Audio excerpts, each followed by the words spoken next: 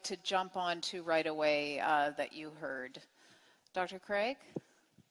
Well, I was very heartened, Jordan, by your affirmation of the objectivity of moral values and duties. You said there are things that are unquestionably good and unquestionably evil, that these moral values are not things that are invented, but they are discovered. And I couldn't agree more. And I would want to push you on this to say that this very consideration ought to help you to move through naturalism and beyond naturalism to a transcendent ground for the objectivity of these moral values and duties, because they won't be found in naturalism. The naturalist is trapped in the lower story. Objective moral values and duties are not physical entities described by the laws of nature.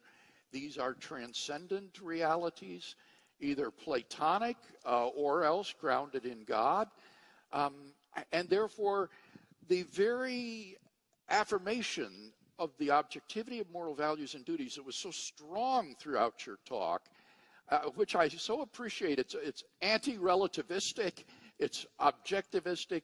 I want to encourage you to push through that naturalism to finding a transcendent ground for these in theism. I think that's the most plausible moral theory that will enable us to affirm the objectivity of these moral values and duties.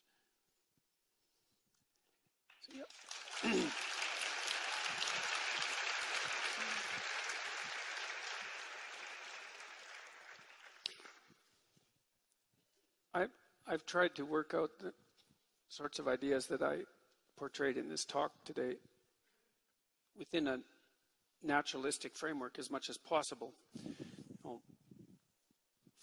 Because the naturalistic technique is so powerful, not least for that, but also because there's glimmerings in the scientific literature of the sorts of ideas that you portrayed when you mentioned that the evolutionary biologists are increasingly making the claim that morality is a biological adaptation. And I think you can make a very strong case for that, a much stronger case than has actually been made so far.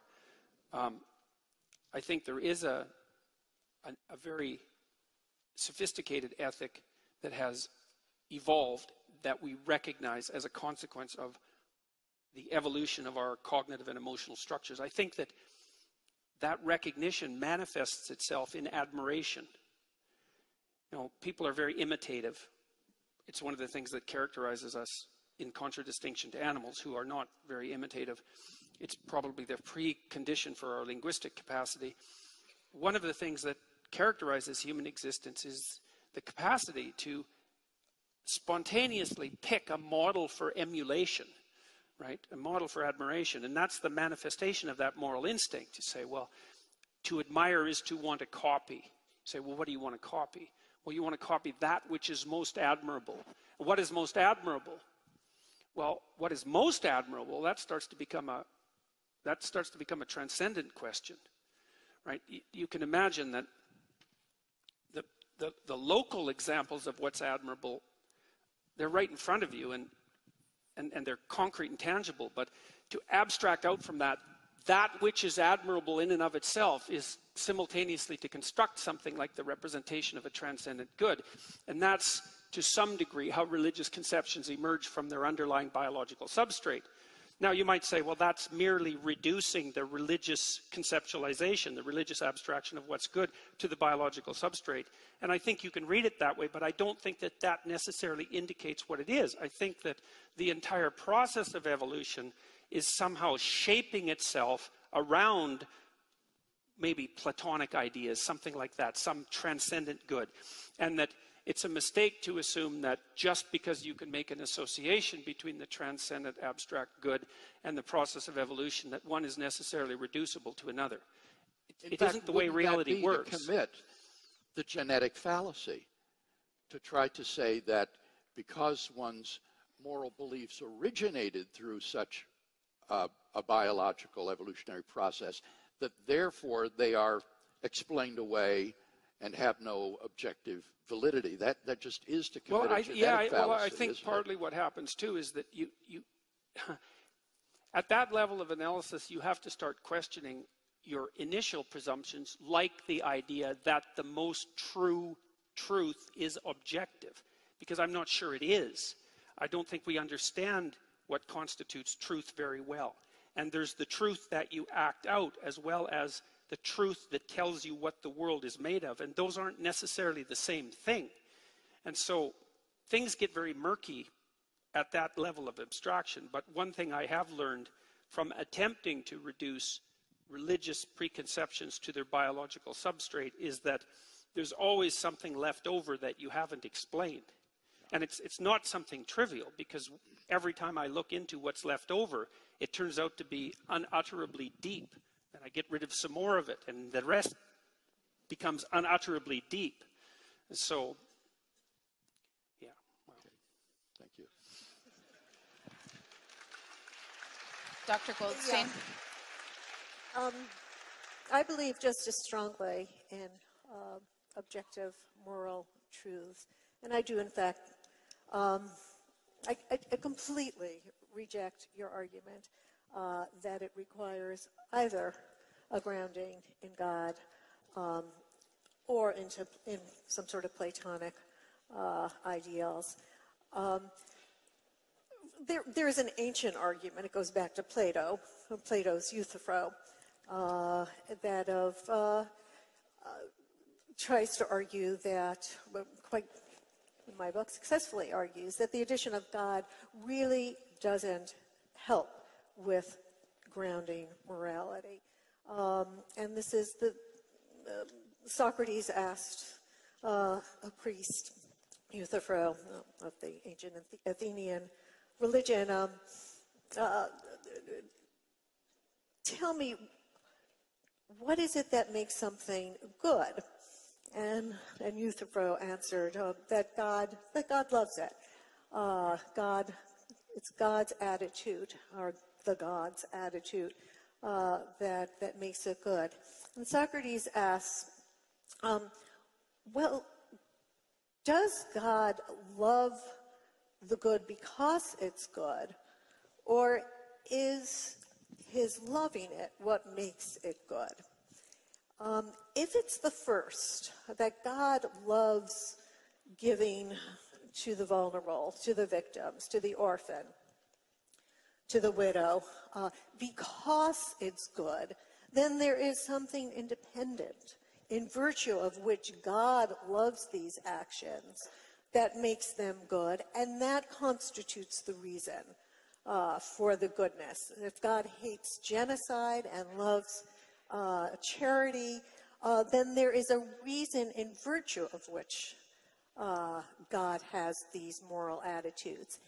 And if God himself has no reason for it, if it's just whim, if it's caprice, then is that really satisfying our answer as to what makes good acts good and bad acts bad? That the addition of God doesn't ground things at all. It leaves it makes what seems to us mysterious and answers it with another mystery.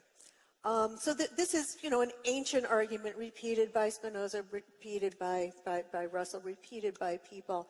And I would like to ask you how you answer the question. And the whole history of moral philosophy, from Spinoza, through Kant, through Rawls, through Tom Nagel, all these arguments have given completely naturalist arguments to try to ground morality. And they are, in fact, the kinds of arguments by means of which we've made progress, in fact.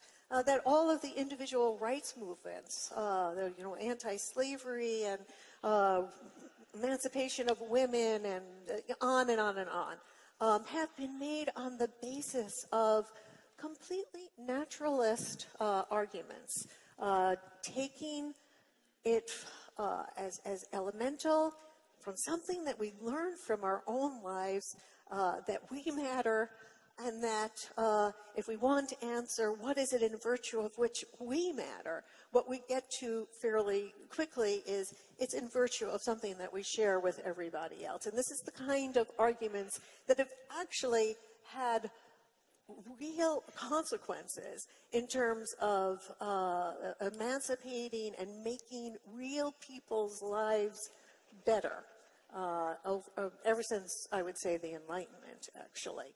And so I guess my question to you is double. What do you say to the Euthyphro argument? How does God really help? And two, what do you say about the whole progress of moral philosophy, which has in fact been completely secular and has helped more people than, I'm not going to say than religion, I'm not going to say it. Like you want it to. But religion, believe me, has made a lot of people suffer as well. When you speak about Auschwitz, it's very hard for me not to cry. Every person of my generation in my family is named after a dead child who died there. So to me, this is extremely personal. My very name, Rebecca, is some child who died. So that this is, how does this come up? I don't know. I just had to say it. I'm sorry. Those are my two questions to you. Good. I'm really surprised.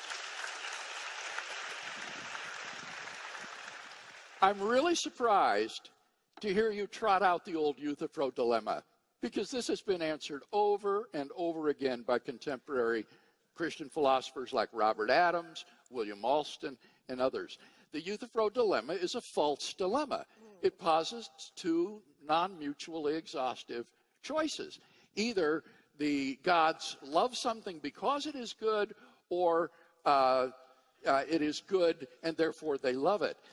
The theistic alternative to the Euthyphro dilemma is that something is good because it is identical with God. God is the good.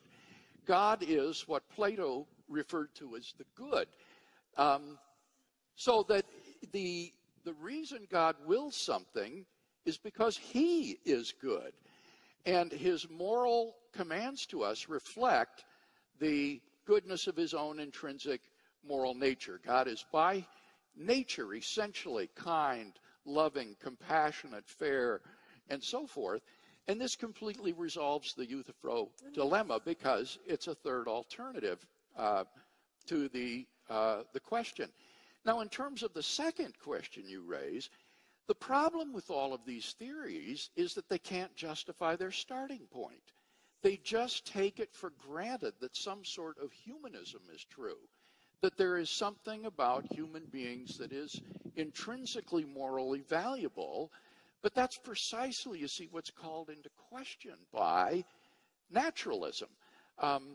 If the film of evolutionary history were rewound and shot over again, a very different sort of creature might have evolved from the evolutionary process with a very different set of values. And by what right would we be able to say, well, our values are the correct ones and yours are the wrong ones? It's all socially, culturally relative.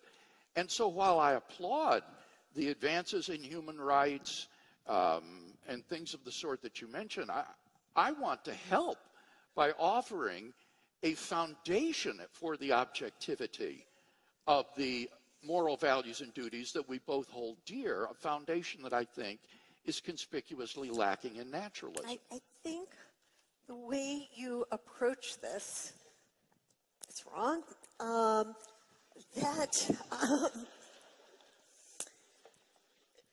There is a kind of transcendental argument, meaning, that kind of argument that is inspired by Kant, by Immanuel Kant, where we look at not an extra fact in order to justify something, but we look at the very conditions that make certain kinds of thinking possible. The categories of the mind. And this is how he tried to confront Hume's problem. We can't justify induction. David Hume had demonstrated this. There's no non-circular way to justify induction, and yet rational life depends on induction. We can't justify deduction, logic, non-circularly. How could one accept any argument for deduction if that was the very thing that is being called into question? There is a kind of normative reasoning without which life is impossible. And we certainly apply it always to ourselves. If somebody treats us in a way that completely violates our mattering, our sense of dignity, if I'm lying on a beach, soaking up the rays, I'm thinking about this right now because I'm freezing in here, right? I'm lying on the beach, soaking up the rays, and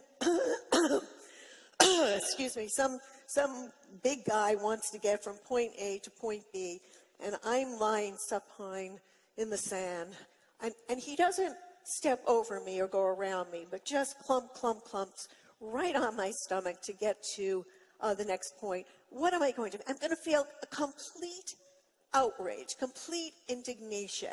How can you possibly have done that? You had reason not to behave that way. What is the reason? My pain, my suffering. You know, there is no way. Animals don't care about causing pain to each other. In the natural world, animal pain, predation goes on all the time. What he's doing is just preserving his evolutionary advantage on a naturalist. That is not the point I am concentrating on. All I'm right. concentrating on the point of me lying there thinking in my wrathful indignation, how could you have done that? You had reason not to do that. My pain gives you reason not to do that. There is no way that we can conduct our lives without having those kinds of reactions, which they are emotions. They are emotions, indignation, yes, outrage, that are very complicated. They're called moral emotions because they have hidden in them the claim that somebody has reason to act otherwise, right? And there is no way that we can conduct our lives without having these reactions, right? If I were to, isn't that yes? exactly my point, that it's impossible to live consistently and happily as though your life were valueless, as though you had no value? I agree with that. So that is our starting point. And from that, one goes on to other things. Then one thinks, well, if I can't possibly live without feeling that my life has some value, that when you treat me as if I don't matter, this outrage I feel, you had a reason to act otherwise. What is it about me that gives me this claim of putting reasons on you? When I think about that and try to justify it, I very quickly see there's nothing special about me.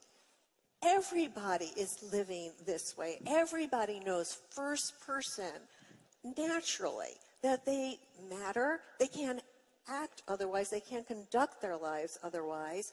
And that is what Spinoza called conatus, right? That this is a complicated emotion. It is, in some sense, what the genes would have a very complicated creature like us, who has self-reflection and reasons, would end up saying, I matter, and then ask, and why exactly do I matter? You come to the conclusion, not so quickly, right? It's taken us millennia. It's, because I come from this tribe, or I'm a member of this race, or this people, or I'm this gender, or whatever. Slowly, it's taken us a very long time to actually get to the point, and moral philosophy has helped us a great deal here, that what it is in virtue of which I matter is the same in virtue of which we all matter. Why do so many people then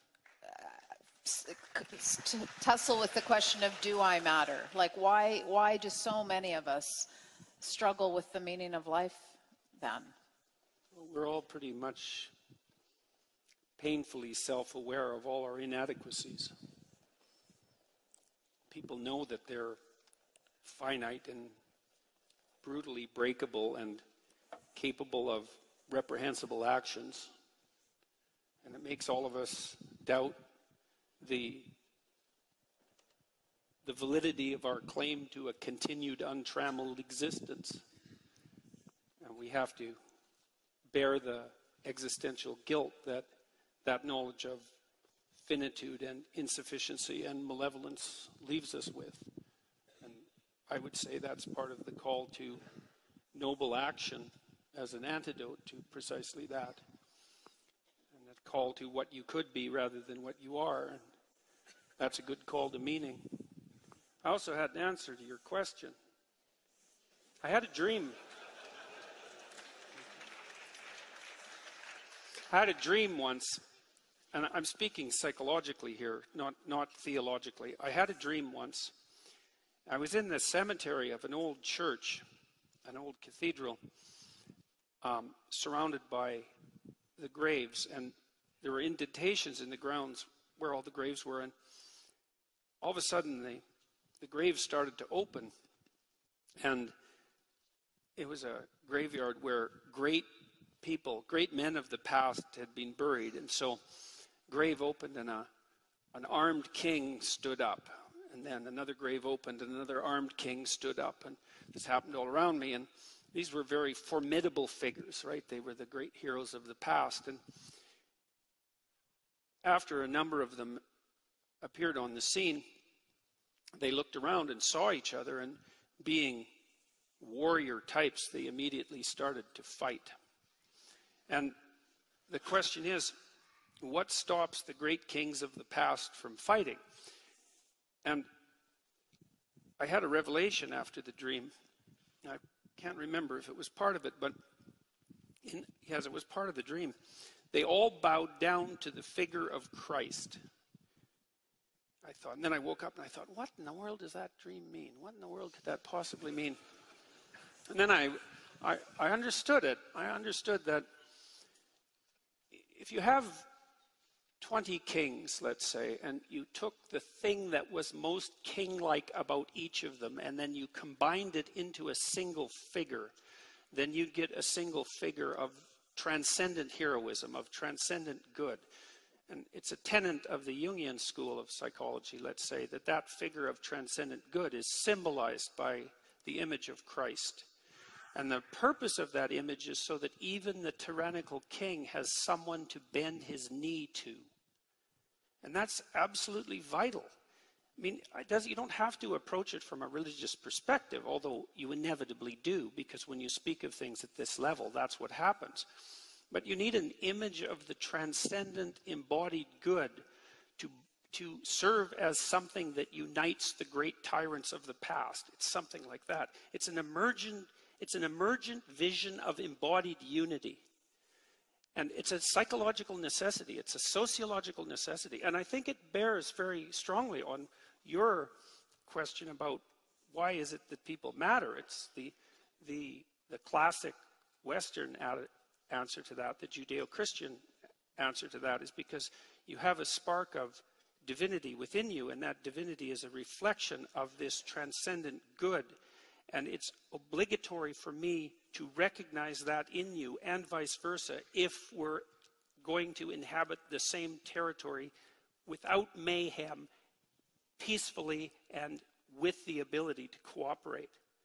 Now, you might say, well, the mere fact that a transcendent image is necessary as a uniting figure doesn't prove the reality of that image. But I would say, well, yes, but it doesn't disprove it, and it strongly hints at something more profound, especially when you also ally it with the observation that the encounter with something truly admirable produces the instinct of awe. And that's not a rational instinct, it's an irrational instinct, but it's a marker that you're in the presence of something greater than yourself. And it's not something that you have voluntary control over. It's something that overtakes you. And it could easily be a reflection of the truth. Now, you can make a biologically reductionistic argument about that, but it starts to become extraordinarily difficult because you enter into the realm where these transcendent experiences of religious significance and awe are a phenomenological and psychological reality. And it's not easy to explain why that's the case. So, may I just say that I'm somewhat.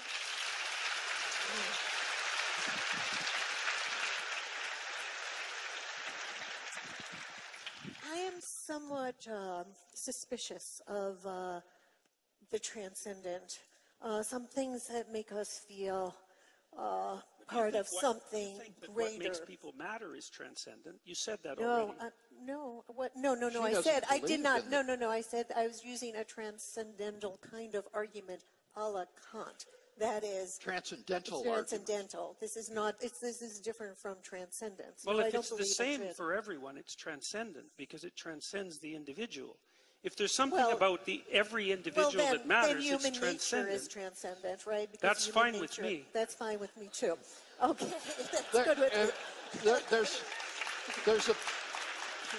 There's a vocabulary confusion here that needs to be cleared up. You're talking about a transcendent reality beyond the natural realm. Rebecca doesn't believe in such a reality. She says everything is confined to the laws of nature and things subject to that. But she's using the word transcendental, a transcendental argument like Kant, where in order to justify, for example, reasoning, you show that without the assumption of reasoning, you couldn't even deny the validity of reasoning. It's almost kind of pulling it up by your bootstraps sort of argument. That's what you're talking about, right? It creates the very conditions for coherence in our life. Right, and I would say, there are transcendental arguments for logic, for induction, for deduction, for induction, and I would say for moral reasoning as well. That there are certain preconceptions that are we can't live our life coherently without them. We can stop with ourselves, but if we push it further, that's exactly what the Spinozist project was, a completely naturalist deduction of ethics. He calls it the ethics. It had a profound effect on European history. It took 100 years, but it seeded the Enlightenment, from which so much moral progress has derived, that I am very much a beneficiary of it as a woman, as a Jew. I am very much a beneficiary of that, of what came from the Enlightenment. What did I want? But the thing that I was that makes me the bigger, being part of a movement that's bigger, makes us more than we are. This kind of trying to transcend our humanity. That makes me very nervous because, again, the imprint on my mind is always both the victims of the greatest horror that I know of, and the perpetrators of it, who felt so transcendent, those Nazis, right? They were part of a very larger-than-life movement that made them feel, talk about symbols galore, spectacle galore. It was a kind of drunkenness, of transcendence. I have a horror of that. I'm nervous about that. Give me music, give me art, give me great novels, give me poetry, that kind of transcendence. But the sort of transcendence, that is the transcendence that makes us feel all at one in our humble humanity. That kind of transcendence I believe in. But I don't like the larger symbolic, we are transcending our human condition. Let's just be human. That would be triumph enough. We want to move very quickly into starting to take questions because we're the time is moving. But first, I want to talk about the Twinkie in the room, because that really is about religion. I think putting rules on. You have an answer to the meaning of life that religion would be a freedom experience, I'm sure. Can you respond to that, Dr. Craig? I didn't catch the question. Just this idea of religion being an oppressive reality versus a meaningful reality for the meaning of life. I think that the argument that I have offered this evening is simply irrelevant to the societal effects of religion. You cannot judge the truth or falsity of a worldview based upon its societal impact. For example, Einstein's theories of relativity, being largely misunderstood, led to a cultural relativism where people thought he meant or taught everything is relative.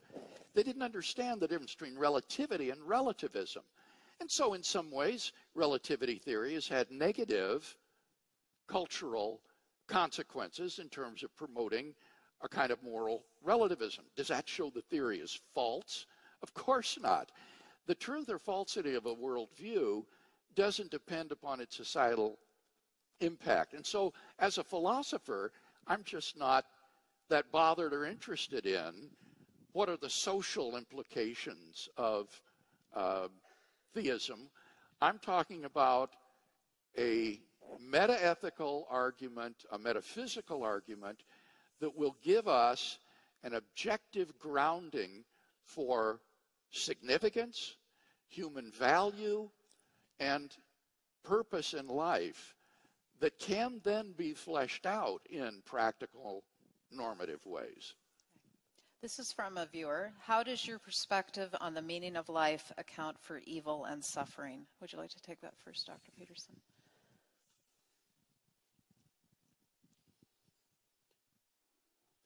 Well,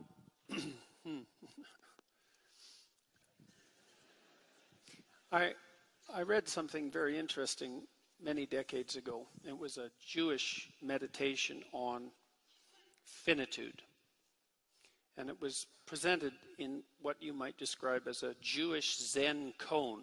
And there aren't that many of those. So here was the question. What does a being who's omniscient, omnipresent, and omnipotent lack? So those are the three classical attributes of God. And the answer was limitation. And that was the reason for the creation of man. That there's something about limitation that the absolute lacks. Say, well, being requires limitation, let's say, because if you can be anything at all at any moment, then you're everything at once, and in some sense, you're nothing at all. We're in this situation.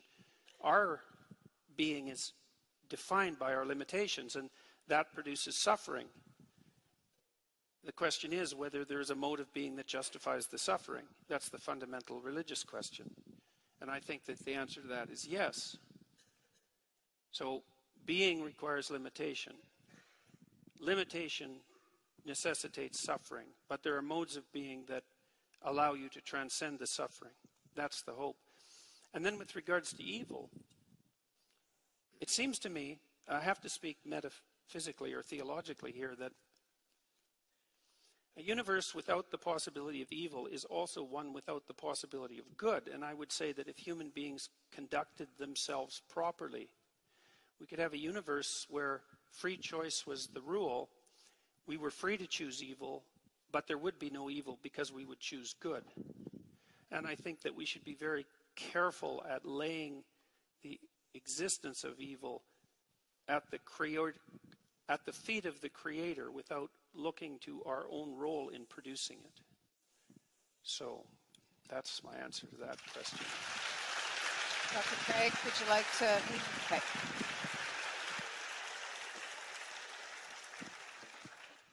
This is a question for you specifically, Dr. Peterson. Do you believe religions like Christianity have a role in the pursuit of discovering that which is opposite of evil?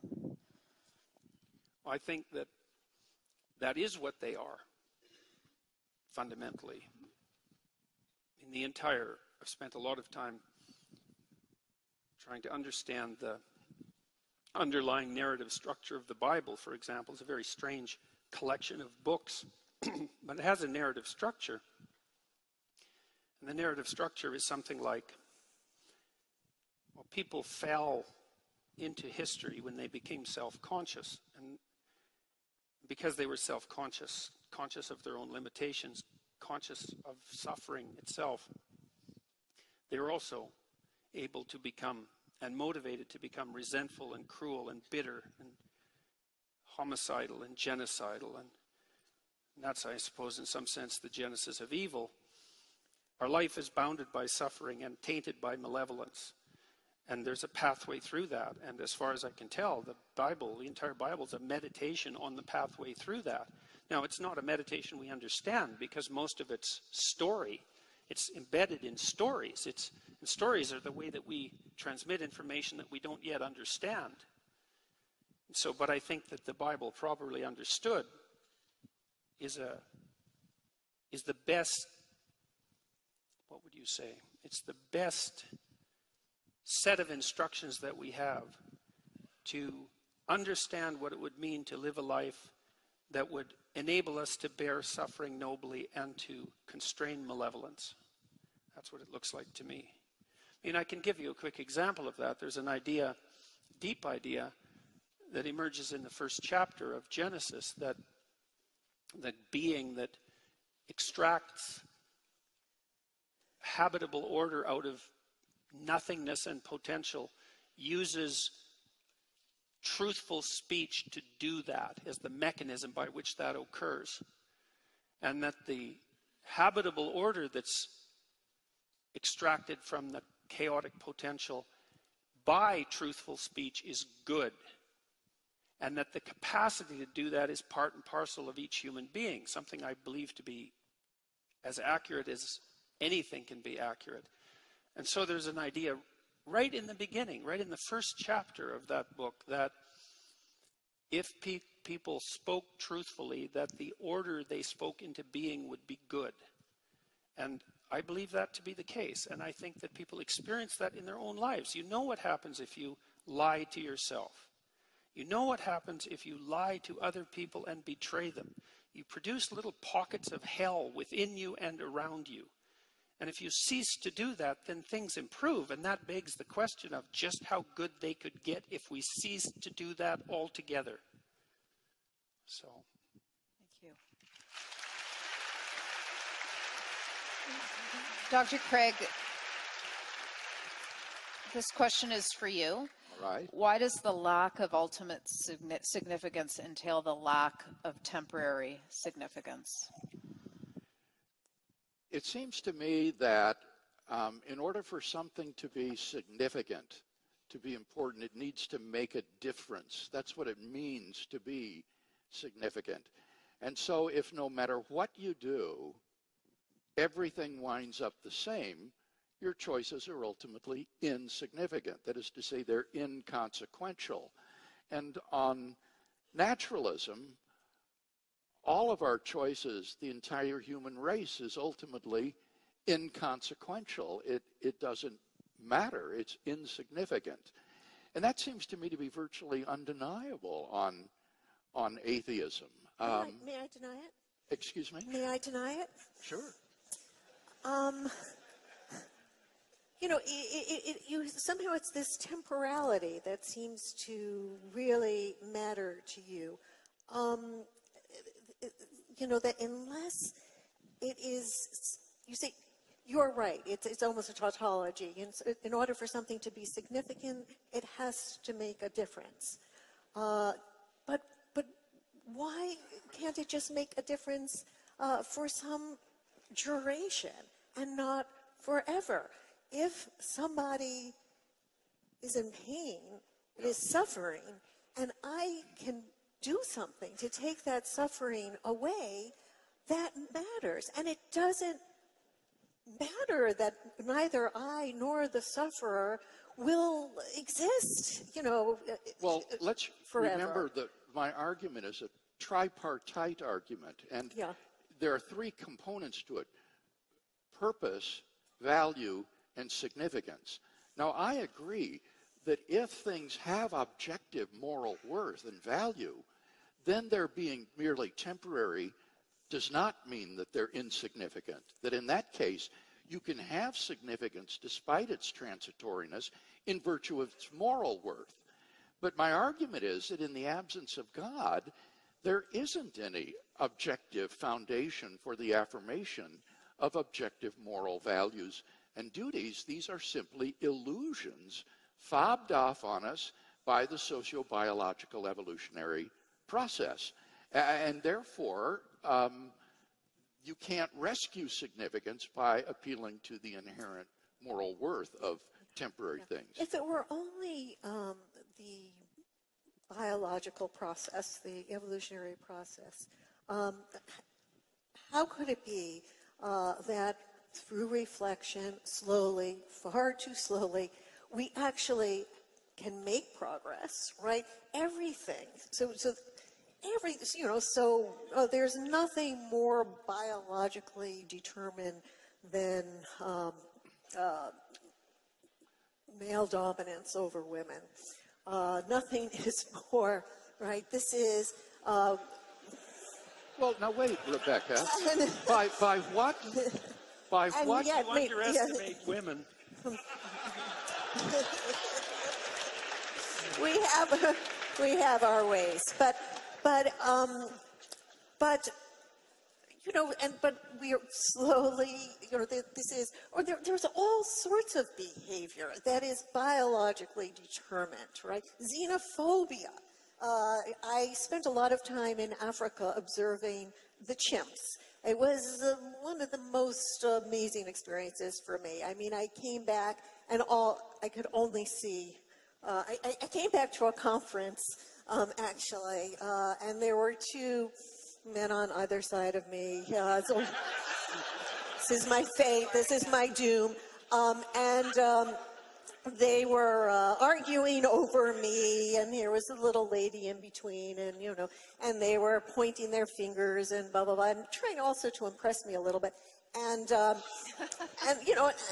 I could see was what I had just seen in Uganda, right? These men. You mean among the bonobos and the chimps? Not bonobos. Oh, bonobos are entirely different. Bonobos are Fair female. enough, but the point is among that the chimps, the same sort of social behavior exhibited by Homo sapiens is already present in their primate relatives, like baboons and chimpanzees. Yes. And there is no reason to invest human morality with any more objective significance than that kind of behavior that evolution is programmed into other primate species because it's advantageous in the struggle for survival. It's just a herd morality. That is not how we progress. That's what not what? What civilization is, what moral progress is. Wait, where do you get the word progress? Oh, yes, I get the progress. A naturalistic worldview? I think on a naturalistic worldview, you would be justified in talking about moral change, but the word progress smuggles in a standard. No. But that's because you think on a naturalist basis, on a purely naturalist basis, there is no way to justify, to ground objective morality. That's what you, True. I mean, right. So since I don't buy that premise, I do think that one can talk about moral progress. Could I read you a quotation, and I want you to comment on it? Sure. Okay, and here's the... Before you do that, we are running out of time, as All much right. as I hate to say it. So please do that. Please do that. And then I'm going to ask you to each make a last statement. The scientific outlook has taught us that some parts of our subjective experience are products of our biological makeup and have no objective counterpart in the world. The tastiness of fruit and the foulness of carrion, the scariness of heights, and the prettiness of flowers are features of our common nervous system. And if our species had evolved in a different ecosystem, or if we were missing a few genes, our reactions could go the other way. Now, if the distinction between right and wrong is also a product of brain wiring, why should we believe it any more real? And if it is just a collective hallucination, how could we argue that evils like genocide and slavery are wrong for everyone rather than just distasteful to us? That's a statement by Steven Pinker.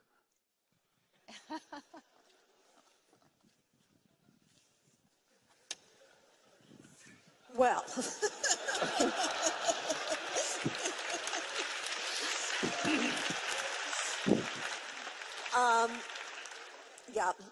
Steven Pinker clearly believes that we can make sense out of moral progress. And believes that we can ground morality on purely naturalist. We are creatures who offer reasons, right? We offer reasons. We reflect upon reasons. We reflect upon our own reactions. Certain of our reactions are biologically determined, but we reflect on them. And we can ask whether or not this is how we are not animals. This is how we are not chimps. We can ask whether these reactions are right. What gives us the right? Were I not myself, would I tolerate this in somebody else? We're able to rise to that level. Evolution has given us that capacity. It's given us language. It's given us self-reflection. It's given us the ability to contemplate points of view other than our own. That's what human intelligence is. And given that, and given certain reactions that we have that ground our lives, that without these reactions we could not even pursue our lives, we can ask, what is it? Am I special? Am I special that I have the right to ask you to treat me with dignity? Is there something cosmological? Do I cosmically play some special role? No, obviously I don't. That's delusion. That's insanity. This is the kind of reasoning that biology has equipped us with, that allows us to go beyond the chimps that we descended from. Thank you. I'm going to ask each of you, and I'm going to ask you to start with this, Dr. Peterson, and this is how we will end this evening. I'm going to ask you to pretend you're speaking to a friend or maybe a young person who is struggling with finding meaning in life, and I'm just going to ask you to share what you would tell them, how you would encourage them as we end out.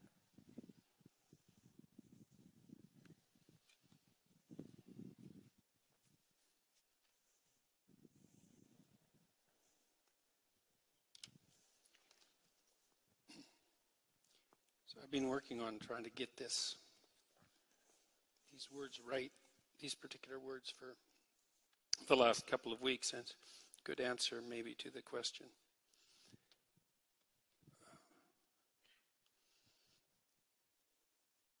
Being is suffering, tainted by malevolence. And so what's the meaning? There's pain to alleviate. There's chaos to confront. There's order to establish and revivify. And there's evil to constrain, not least in our own hearts. And that's meaning enough for everyone. Thank you.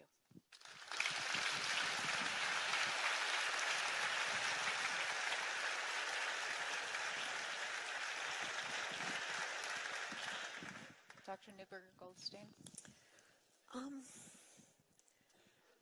We are creatures who, we're trying to get our bearings. This is, I think, something very, very deep about us. We come into this world, we want to know what it is, where are we, what are we, and what are we supposed to do with whatever it is that we are. We are creatures who are trying to get our bearings. And we ask two sorts of questions in trying to get our bearings. We ask what is, and we ask what matters. And the question what matters comes in two forms. You know, who matters and what matters. And we all want to matter.